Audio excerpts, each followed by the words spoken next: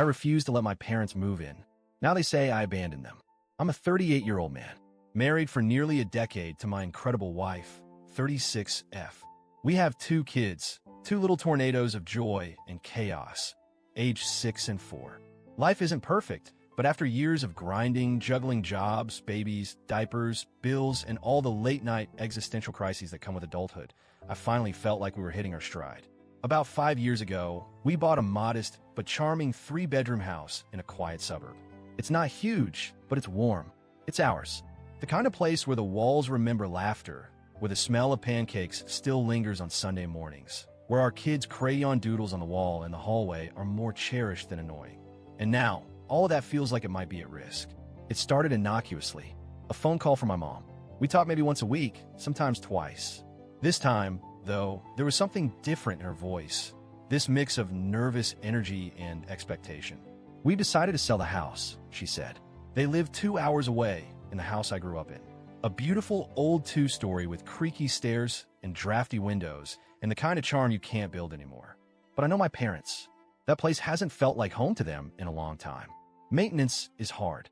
Dad's back isn't what it used to be, and Mom never loved gardening the way she pretended to." "That's great," I replied, genuinely trying to sound supportive. "You guys thinking condo? Retirement community?" There was a pause. "Well," she started, "we were actually thinking maybe we could come stay with you for a little while. Just until we figure things out. 6 months, maybe a year. Just to get our bearings." That sentence felt like a gut punch. It's not that I don't love my parents. I do. They gave me a stable childhood. They were supportive in the ways that mattered. But they also come with baggage. And not just metaphorical.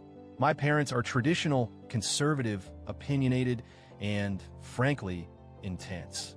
My mom believes she knows best about everything, especially parenting. When she visits, she critiques everything. How we feed the kids, how much screen time they get, how messy the toy bins are. She even once reorganized our entire pantry while we were at work because she thought it was chaotic. My dad is quieter, but passive-aggressive. He's the kind of guy who'll never yell, but he'll sigh loudly when something annoys him. Like if my kids are being too noisy during dinner, or if my wife doesn't salt things enough. Oh, and speaking of my wife, they don't exactly get along. It's polite on the surface, but cold underneath.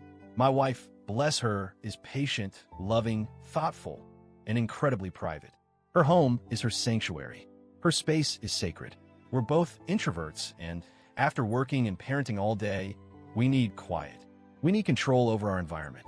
The idea of sharing our space, our sanctuary, with my parents for even a week, let alone a year, it was anxiety-inducing for both of us. Our house isn't large. 3 bedrooms. 1 for us, 1 the kids share, and the 3rd is the guest room. But really, it's my wife's remote work office, our storage closet, and the only room where you can close the door and not hear Paw Patrol. If my parents move in, that room's gone.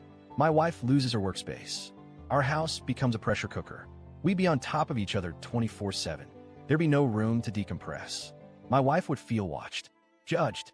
I'd feel trapped between being a son and a husband, constantly juggling emotional expectations. I didn't say no immediately. I told my mom we needed to think about it. I talked to my wife. She didn't say absolutely not, because she's not that kind of person, but I could see the tension in her eyes, the way she held her coffee tighter. She bit her lip, a nervous tic she's had since college. "I don't think I can do it," she finally said. "Not long term. I love them, but I don't feel safe with them here. Emotionally, I mean." And that hit me. I realized we were about to sacrifice our peace for someone else's convenience. So I called my parents back. I tried to be gentle.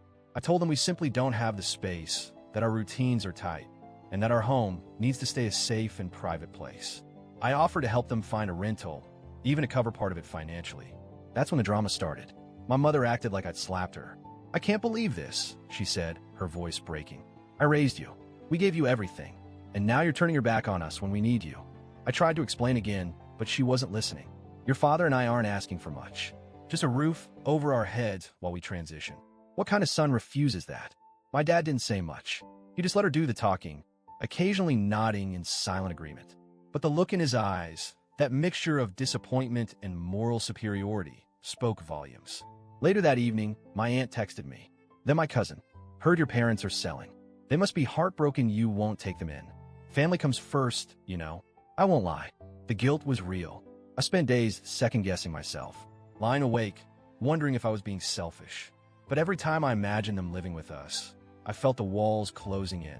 I imagined my kids being scolded for jumping on the couch, my wife tiptoeing around her own home, my mother judging everything from my parenting to our choice of cereal.